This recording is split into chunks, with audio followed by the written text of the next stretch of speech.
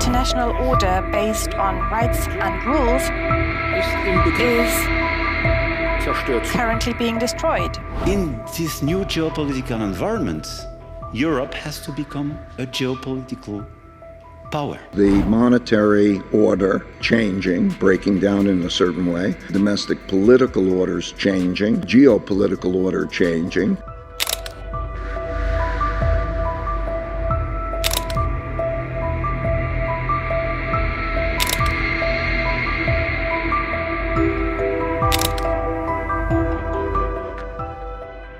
It's official. The world order has broken down. The Munich Security Conference in Germany marked the end of it, according to billionaire investor and U.S. hedge fund founder Ray Dalio.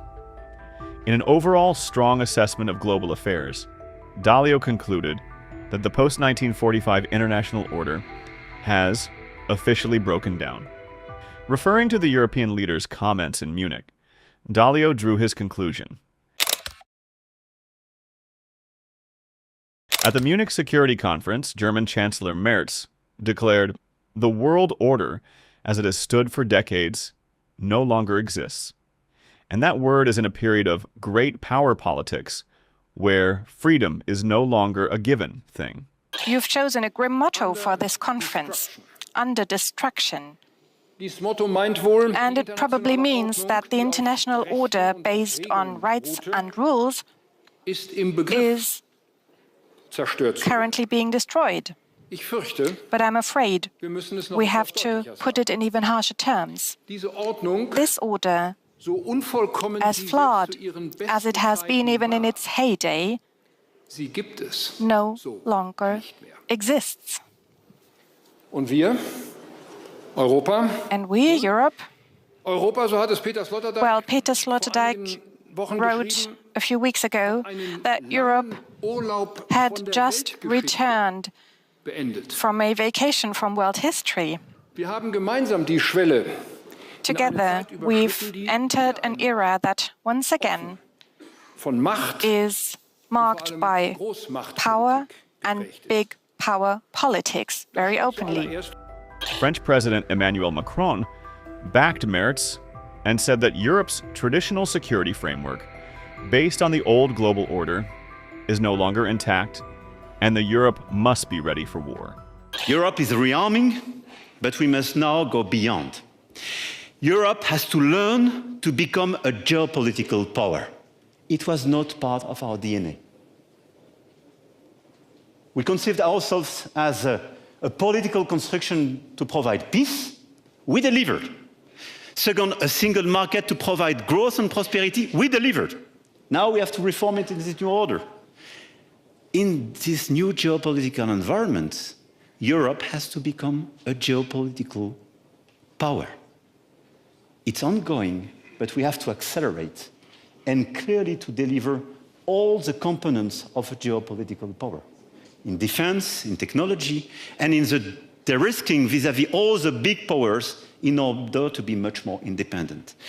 But when I speak about Europe becoming a power, I don't speak about France or Germany becoming a power. I speak about Europe. So we have to think and act as Europeans, I would say by design. And this is what we have to do now. And if this time of rearmament is a time of dis-synergies, of separation, or national power, it would be a huge mistake.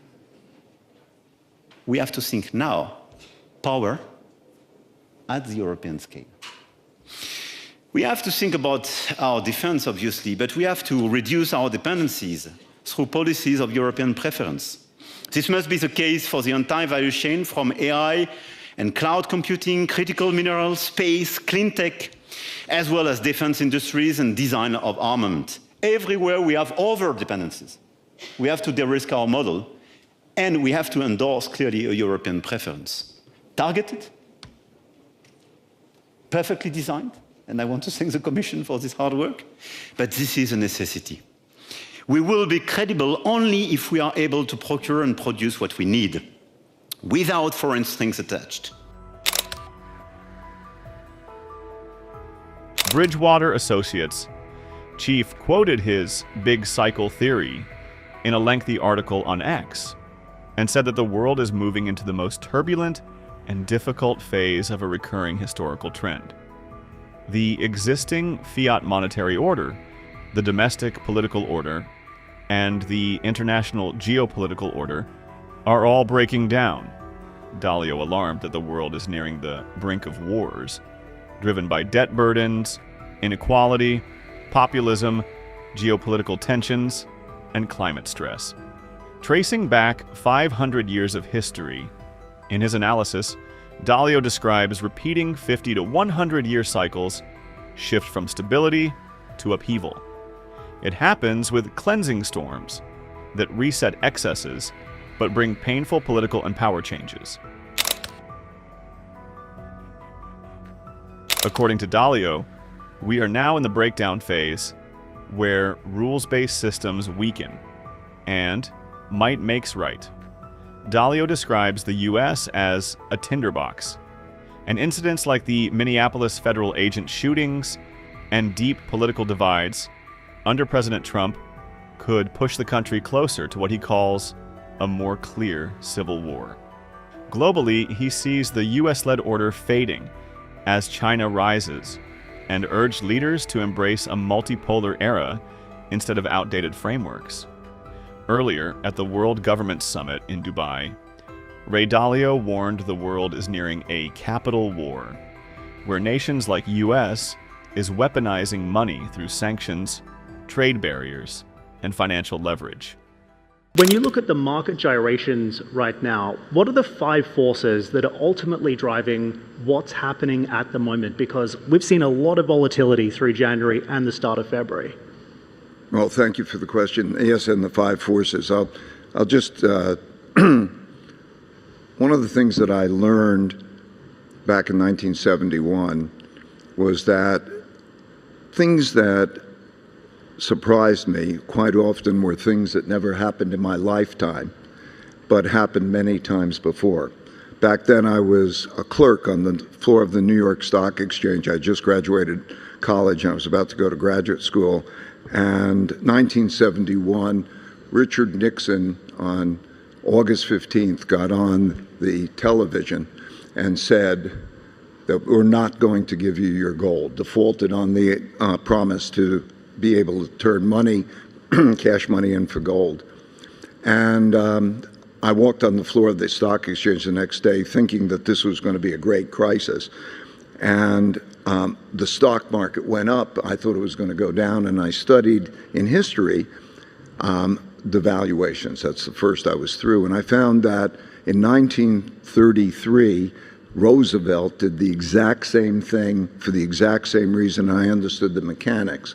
And I studied the 30s, and because of that, I was able, and Bridgewater was able, to anticipate the 2008 financial crisis, the European debt crisis, and so on. And so I studied history, and I just recently, about 5 years ago, studied the last 500 years of the patterns of history, particularly on reserve currencies breaking down. And I realized that there is a great cycle and 5 big forces. And those 5 big forces are, first, the money, credit, debt, economic machine, that there's a certain way of that machine operating, and I'll explain it in a second. The second force is related to the economics, is the internal political force in which when there's left and the right emerges and there's periods of great conflict. In the first, just to make it very simple, there's a debt cycle, there's a big debt cycle. And the way it works is it's the same for countries as it is for individuals, except countries can print the money.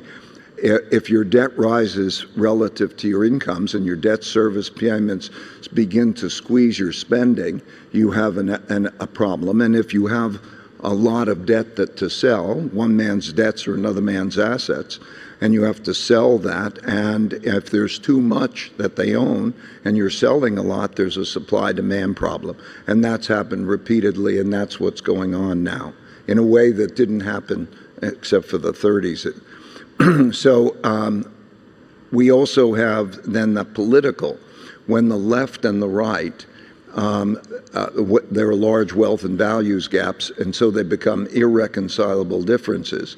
You get populism of the left and populism of the right, and so the economic cycle is very much tied to the political cycles. That's the second force. The geopolitical cycle.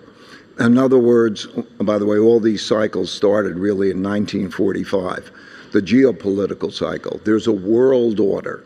In other words, the world system, and that was dominated by the United States and its way of operating that was a multilateral system. The idea of the United Nations and the World Trade Organization, the World Health Organization and the World Court, and all of that multilateral, which is breaking down now and to become more of a unilateral power type of world order. These three orders, all orders, the monetary order, the political order within a country, the geopolitical order through time, have gone through these cycles, and then roughly about once a lifetime or so, they break down for these reasons. And then number 4 is acts of nature. Droughts, floods, and pandemics have killed more people than wars and toppled more orders. And then number 5 force is always through history, technology. Big technology leaps which have the effect of raising living standards, but also being used as weapons for war. So there is that big cycle. In my opinion, as we're looking at, and many people very surprised at what's going on, this is more like watching a movie happen over and over again. You know, history does rhyme. And so what we're seeing is the monetary order changing, breaking down in a certain way. We're seeing the domestic political orders changing, certainly. And we're seeing the geopolitical order changing in very important ways. And then, of course, technology will have and is having a tremendous effect.